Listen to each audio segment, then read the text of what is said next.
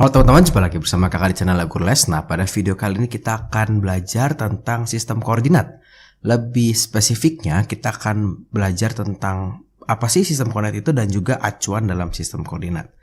Oke, jadi sistem koordinat itu adalah suatu sistem untuk menentukan posisi suatu titik atau benda atau unsur geometri menggunakan satu atau dua buah lebih bilangan dan memiliki acuan sumbu yang tetap nih ya, maksudnya jadi kita mau menentukan di mana sih posisinya si benda A gitu, misalnya benda A gitu ya, atau di mana sih posisinya rumahnya Tuti seperti itu. Oke ya. Dan selalu ada acuan adalah sumbu X dan sumbu Y gitu ya. Acuan ini biasanya tidak bergeser. Nah, ada dua buah sumbu ya, sumbu X disebut absis, sumbu Y disebut ordinat. Nah, kemudian ada yang namanya istilah kuadran. Nah, kuadran itu kita mulai dari kanan atas. Jadi adalah kuadran yang pertama, ini adalah kuadran yang kedua, ini adalah kuadran yang ketiga, ini adalah kuadran yang keempat. Gitu ya. Apa sih fungsi si kuadran ini? Nanti kita akan belajar lebih lanjut tentang fungsi kuadran biasanya di SMA. Kalau di SMP kita hanya tahu aja nih, oh ini kuadran 1, kuadran 2, kuadran 3, kuadran 4. Oke, berarti kita coba aja langsung sebelum ke soal-soal. Nah, jadi untuk menentukan posisi pada sistem koordinat, nah kita bisa menjelaskan berdasarkan jaraknya kepada kedua sumbu, baik terhadap sumbu X maupun sumbu Y. Misalnya titik C. Oke, titik C ini kakak bisa mendefinisikan posisi si C ini berdasarkan sumbu X dan sumbu Y gitu ya. Misalnya titik C gitu ya. Titik C ini kalau kita lihat, kalau dari sumbu X dia ada di atas. Berapa satuan kita coba lihat ya. 1, 2, 3, 4. Berarti kita bisa sebut titik C itu posisinya adalah 4 satuan di atas sumbu X gitu ya. Dan karena dia posisinya juga tergantung dari sumbu Y, dia adalah satu satuan di kiri sumbu Y gitu ya. Jadi dia mesti ada dua definisi gitu. Di mana dia? Di sebelah kiri, sebelah kanan, sebelah atas, sebelah bawah. Contoh lain misalkan kakak punya titik D, titik B di sini ya. Titik B. Nah, ini titik B itu kalau kita lihat dia ada satu satuan di bawah sumbu X. Berarti satu satuan di bawah sumbu X. Kemudian dia ada dua satuan di sebelah kiri sumbu Y. Berarti dua satuan di sebelah kiri sumbu Y. Ya. Nah, itu salah satu cara menampilkan data atau menampilkan posisi si titik ini. Nah, tapi nanti ke depannya kita akan memakai sistem seperti ini. Jadi kita akan makainya misalnya titik C, misalnya titik A gitu ya. Titik A itu X, Y gitu ya. Jadi kita mau tahu nih X-nya berapa, Y-nya berapa. Nah, taunya dari mana? Tinggal kita lihat di sini. X-nya itu kita lihat dari sumbu X, berarti ini 1, 2, 3, 4. Karena 4 di sebelah kiri, kita tulisnya negatif 4. Y-nya kita lihat 1 di atas. Gitu ya, naik 1, berarti 1. Nah, jadi titik A itu kita bisa sebut posisinya di min 4,1. Atau min 4 di sebelah kiri sumbu Y, 1 di atas sumbu X ya. Jadi agak sedikit berbeda nih kalau kita pakai kalimat dan pakai angka sistem koordinat seperti ini, kalimatnya jadi berbeda gitu ya. Ya, jadi kalau kita lihat di sini kita lihat titik-titiknya nih berapa. Contoh lagi misalkan titik E. Nah, titik E ini kalau kita lihat berarti X-nya 1, 2, 3, 4. Nah, dia 4. Berarti 4, Y-nya adalah min 1, min 2, min 3, min 4. Negatif 4. Nah, kira-kira seperti itu cara menampilkan dan menulisnya. Nah, kita coba aja contoh soal. Jadi pada diagram kartesius di samping, tuliskan semua titik pada kuadran 3. Ingat tadi kuadran 1 di sini, ya, kuadran 2 yang di sini, kuadran 3 yang di sini. Berarti semua titik di kuadran 3 adalah titik F dan titik I. Ya. Bagaimanakah posisi A dan G terhadap sumbu X dan sumbu Y? Nah, ini berarti cara penulisannya seperti tadi. Berapa di atas, berapa di kiri gitu ya. Oke, kita coba si A. Si A itu di sini. Nah, si titik A.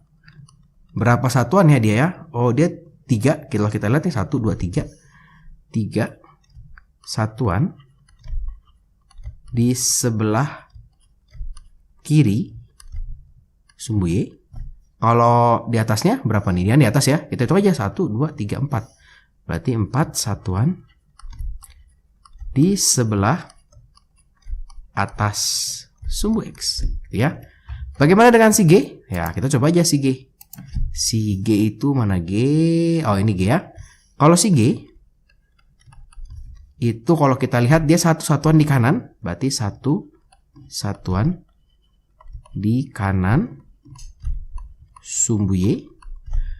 Dan dia adalah berapa nih? 1, 2. Berarti 2 satuan di bawah sumbu X, gitu ya. Nah, jadi kira-kira seperti itu. Bagaimana kalau menulis koordinat C dan D, gitu ya? Kita mau menulis koordinat si C. Berarti berapa nih? C itu di sini ya. X-nya dia di 1, Y-nya di 2. Berarti 1,2. Si D. Nah, si D. Kita lihat si D. D itu ini D ya. X-nya di negatif 2. Nih, X-nya di negatif 2, Y-nya di 1. Berarti negatif 2,1. Gitu. Jadi gampang ya sebenarnya, sistem koordinat itu tidak sulit.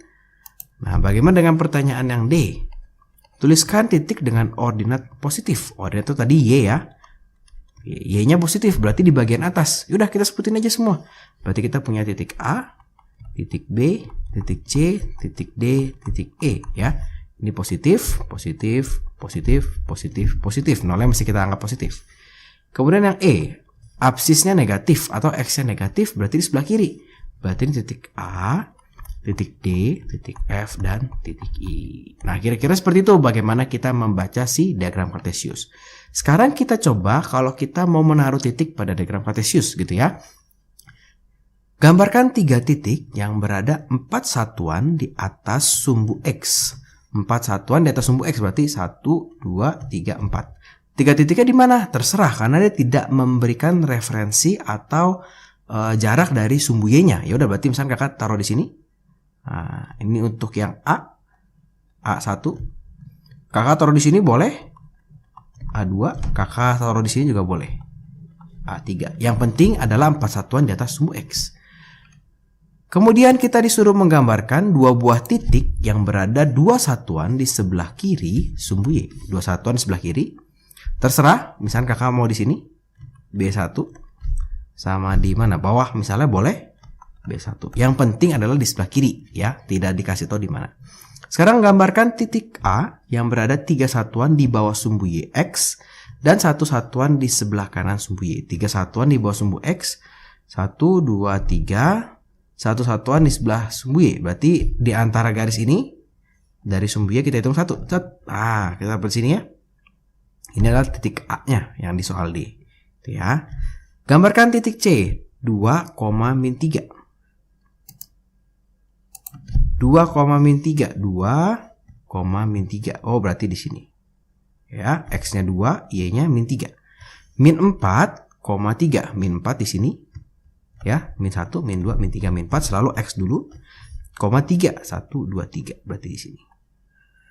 Oke, ya, ini D1. Titik C. Nah, ini titik D. Gitu. Jadi seperti itu cara menggambarkan dari kata-kata kepada di posisinya di mana sih di sistem koordinat. Nah, sekarang sistem koordinat Cartesius selalu memiliki acuan yang tetap ya. Tadi kakak bilang dia memiliki acuan tetap yaitu sumbu X dan sumbu Y. Oke ya. Nah, acuannya itu adalah potik-potong di tengah nih atau disebut titik O atau titik 0 gitu ya. Tapi sekarang gimana kalau acuannya bergeser? Misalnya kakak mau melihat si D berdasarkan si F. Berarti kita mau tahu nih, D itu kalau dihitung dari F berapa X-nya, berapa Y-nya gitu ya. Berapa sih dia dari F dihitung sumbu horizontalnya, berapa dia dari F sumbu vertikalnya. Kalau kita lihat di sini, maka si D kalau dilihat dengan F sebagai acuan, dia memiliki koordinat bukan, kalau ini kan D-nya harusnya negatif 2,1 ya. Tapi ini bukan. Kenapa? Karena dilihatnya dari F. Kalau dilihat dari F, kalau kita lihat dia 1 ke kanan, berarti positif ya. 2 ke atas, berarti ini kalau dilihat dari F, koordinat tadi adalah 2,1 gitu ya, malah positif. Gitu ya. 1,2. 1,2 karena ke kanan 1, ke atasnya 2. Oke. Nah, kita bisa menggunakan rumus sebagai berikut. Berarti kalau X yang baru, itu adalah X yang lama dikurang acuannya. Atau Y yang baru sama dengan yang lama dikurang acuannya. Rumusnya sama. Oke ya. Jadi kita coba aja contoh ini. Misalkan tuliskan koordinat atau posisi relatif. Jadi bahasanya bisa posisi relatif atau koordinat dari C terhadap titik acuan F. C terhadap titik acuan F. Berarti kalau ketemu soal seperti ini, berarti kita punya titik awal. Oke ya, kita punya acuan. Nah, kita punya titik baru gitu ya. Bukan titik baru sih. Istilahnya dilihatnya sebagai titik baru gitu ya. Titik awalnya adalah si C. C itu berapa nih? 1,2. Berarti X-nya 1, Y-nya 2 gitu ya. Acuannya adalah si F. Kita tulis saja nih, X-nya si F berapa nih? Sama Y-nya si F. X-nya itu adalah negatif 3. Y-nya itu adalah negatif 1. Oke ya, maka titik barunya atau si koordinat C dilihat oleh F, maka X barunya kita tinggal lihat aja. Awal lama dikurang acuan, berarti 1 dikurang negatif 3. Gitu ya, atau hasilnya adalah berapa nih? 1 tambah 3, 4. Dan Y barunya itu adalah 2 dikurang negatif 1. Hasilnya 3. Nah, kalau kita cek, si C ini berada 1, 2, 3, 4 ya. 4 di kanan. Nah, X-nya positif ya, 4 di kanan ya. Kemudian Y-nya berada di 1, 2, 3 di atas. Gitu ya. Itu untuk soal yang A. Sekarang kita coba untuk soal yang B. Jadi caranya sama aja nih. Kalau kalian masih bingung boleh pakai cara seperti ini. Jadi dibikin tabel yang rapi. Kalau sudah mahir bisa lebih cepat. E terhadap A. Berarti yang A menjadi acuan. Ya, A jadi acuan. Ini si A menjadi acuan. A itu titiknya min 3,4. Kemudian kita mau lihat si E. E itu di sini. Nah, E itu ada di 3,0 gitu ya. Berarti awalnya, nah ini si awal. Kemudian kita punya acuan. Terus kita punya yang baru gitu ya, yang ditanya. Oke, awalnya adalah 3,0. Nah, 3,0. Ini adalah si E gitu ya. Acuannya adalah si A di min 3,4. Barunya berapa? Ya udah tinggal kita lihat aja nih. Oh, 3 kan berarti X barunya ya. Kita hitung satu-satu. 3 dikurang negatif 3. X sama X-nya jadinya berapa nih? 6. Kemudian Y barunya adalah 0 dikurang 4. Negatif 4. Oke ya. Kalau kita lihat posisi si E adalah 1, 2, 3, 4, 5, 6 ya. 6 di kanan A, makanya positif 6. Dan dia adalah 1, 2, 3, 4 di bawah si A sehingga negatif 4. Ya. Sekarang kita coba yang terakhir. Ini adalah si B terhadap G. Berarti acuannya G. G ini, B itu di mana? B itu di atas ini ya. Berarti kalau kita menjawab yang C, nah, langsung ya. Berarti X-nya, X barunya. Berarti X-nya B, X-nya baru, ini yang baru. X-nya B itu 4 dikurang acuannya G yaitu negatif 2. Nah, dapat hasilnya 6. Kemudian YB yang barunya itu Y-nya 4 juga. Nah, dikurang Y-nya berapa nih? 1. Nah, dapatnya hasilnya 3. Gitu ya. Jadi kita bisa lihat koordinat relatif B terhadap G bisa dituliskan 6,3. Nah, ini tadi bisa ditulisin gini ya. Ini bisa ditulis sebagai 6,4 ya. Yang A itu bisa ditulis sebagai 4,3.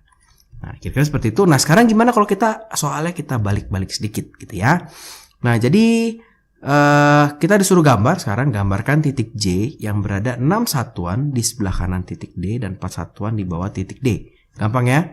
Berarti 6 satuan dari titik D, 1, 2, 3, 4, 5, 6. Di bawahnya 4. Turun 1, 2, 3, 4. Oh, ternyata titik H. Oke ya, ternyata dapat titik H. Ini adalah jawaban yang A. Ya.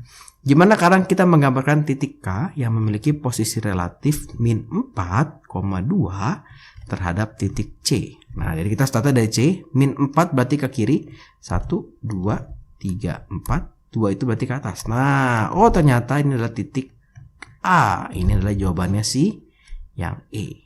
Gitu ya. Jawaban pertanyaan E, ini jawaban pertanyaan yang D. Oke. Sekarang kita mau menggambar titik L. Titik L yang memiliki posisi relatif 6, min 3 terhadap F. Berarti kita startnya dari F. 6 berarti ke kanan. 1, 2, 3, 4, 5, 6. Min 3 berarti turun ke bawah. 1, 2, 3. Oh, ini berarti adalah titik L-nya ada di sini. Oke, ya, jadi bedanya adalah ini kita tahu soalnya. Nah, ini kita menggambar sedikit.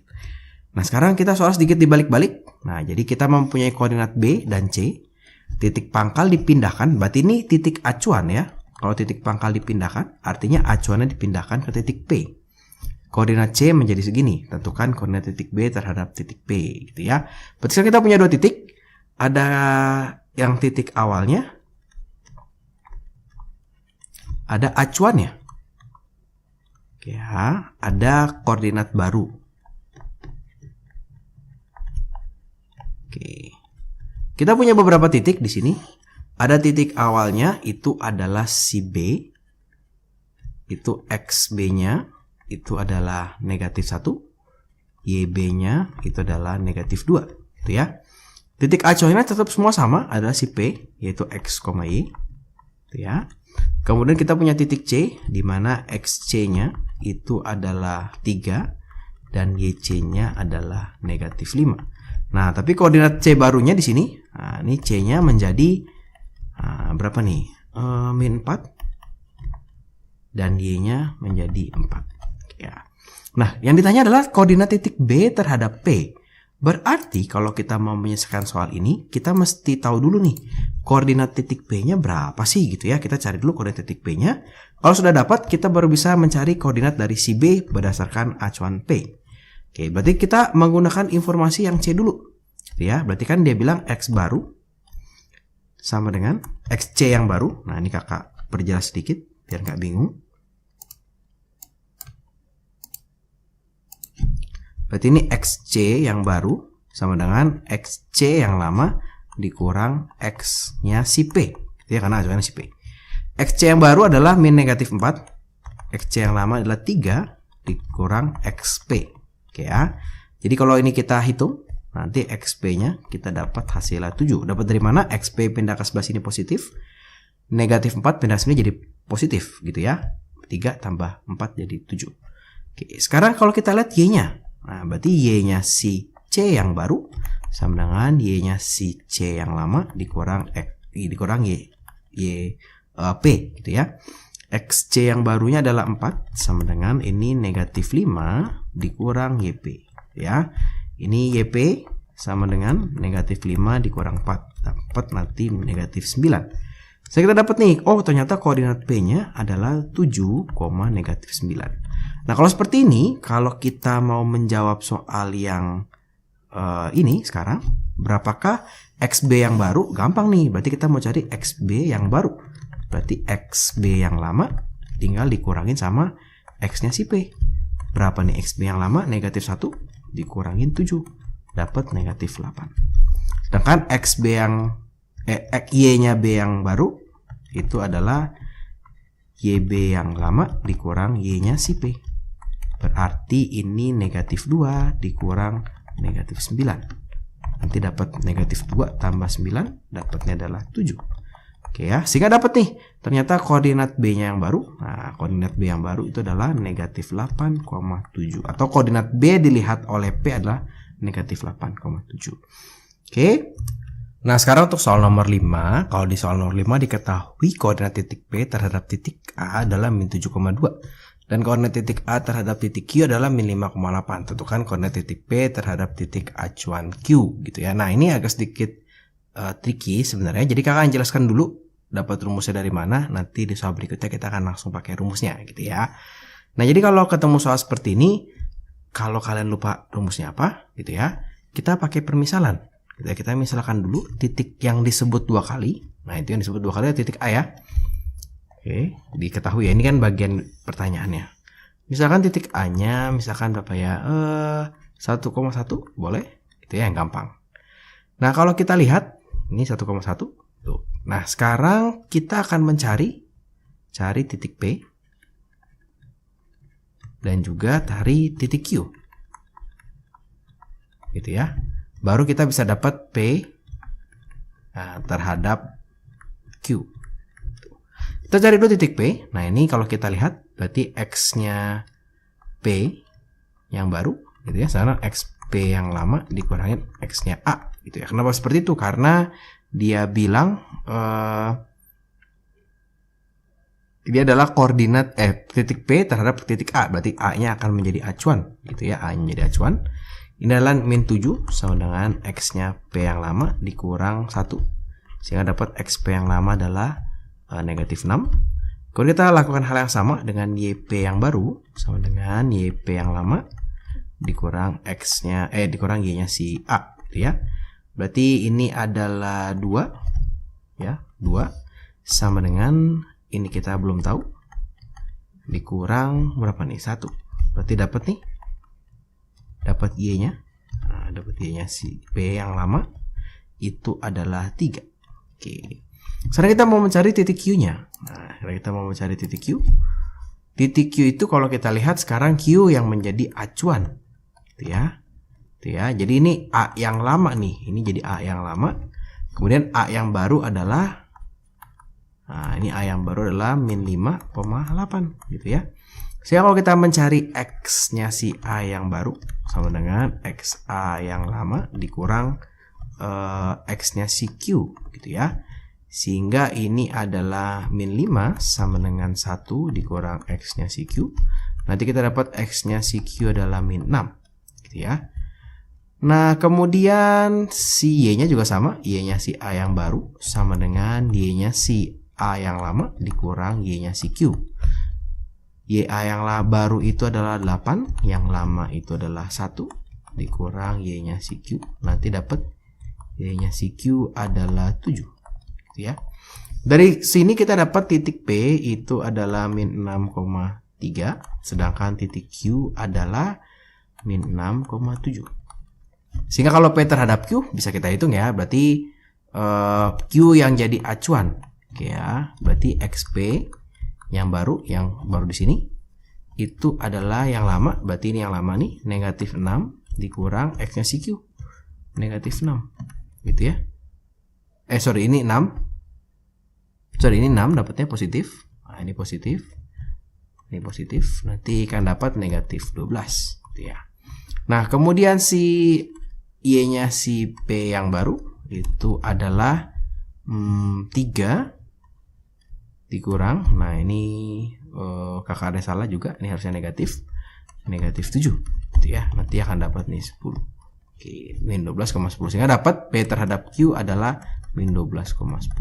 Nah, dari sini sebenarnya kita bisa menarik kesimpulan yang cukup menarik gitu ya. Jadi kalau kita punya P terhadap A terhadap Q gitu ya. Terus kita mau cari P terhadap Q-nya. Nah, oke, ternyata gampang nih. Ini coba kakak kasih jarak lebih besar. Jadi kakak punya P terhadap A ya, A terhadap Q. P terhadap A-nya adalah min 7,2. A terhadap Q-nya adalah min 5,8 gitu ya. Ternyata kalau kita mau mencari P terhadap Q, nah, P terhadap Q gitu ya, P terhadap Q-nya adalah tinggal dijumlahin nih. Min 7 ditambah min 5. Oh, min 12. 2 ditambah 8. 10 gitu ya. Itulah P terhadap Q. Gimana kalau soalnya Q terhadap Q terhadap P? Boleh nggak Kak seperti itu? Nah, kalau Q terhadap P, nah ini panahnya kebalik. Sama aja, cuma dikasih negatif. Jadi 12, min 10. Oke, gampang ya? Nah, sekarang kita coba berdasarkan tadi rumus yang ini. Jadi diketahui koordinat A terhadap titik B. Jadi A terhadap B itu adalah 3,8. B terhadap C adalah 7, negatif 7,2. Oke ya, yang ditanya adalah A terhadap C. Berarti A terhadap C berapa nih? Nah, ini gampang ya, tinggal dijumlahin aja. Nah, ini tinggal dijumlahin aja. Berarti dapatnya adalah 3 dikurang 7, berarti ini min 4,10. Gitu. Kalau A terhadap C, berarti ini adalah min 4,10. Gimana kalau C terhadap A? Nah, kalau C terhadap A tinggal dibalik ya. Jadinya 4,-10. Oke, jadi gampang ya. Nah, tapi hati-hati dengan soal yang seperti ini. Jadi titik K terhadap M. Jadi titik K dia terhadap M. Gitu ya. Adalah 2,-3. Koordinat L terhadap M. Nah, berarti kakak punya lagi L. Nah, kakak punya L di sini terhadap M. Gitu ya. Itu adalah min 5,2. Nah, kalau seperti ini, tentukan koordinat K terhadap L. Nah, K terhadap L. Gitu ya. Ini nggak bisa setara seperti tadi. Gitu ya. Kalau kita lihat panahnya sedikit berbeda. Nah, kalau melihat seperti ini, maka kita anggap, nah ini kita anggap titik M ini itu di 0,0. Jadi nggak masalah. Berarti kita anggap titik K-nya adalah 2,-3. Sedangkan titik L-nya adalah min 5,2. Sekarang K terhadap L. Oh, berarti XK yang baru sama dengan XK yang lama dikurang X-nya si L. Gitu kan? XK yang baru itu XK yang lama 2 dikurang negatif 5. Dapat 2 tambah 5, 7. Gitu ya. Sedangkan untuk Y-nya, YK yang baru sama dengan YK yang lama dikurang Y-nya si L. Gitu ya. YK yang baru adalah kita tahu, kita nggak tahu, kita cari. YK yang lama min 3 dikurang 2 dapat min 5. Sehingga dapat koordinat K terhadap L itu adalah 7,-5. Nah, kira-kira seperti itu. Terima kasih buat teman-teman yang sudah menonton video kakak. Selamat belajar tentang diagram kartesius dan juga titik acuan. Kalau teman-teman merasa video ini bermanfaat, ayo dibagikan kepada teman-teman yang lain supaya kalian bisa belajar bersama. Jangan lupa videonya di like dan juga subscribe di channel Le Guru Les. Terima kasih.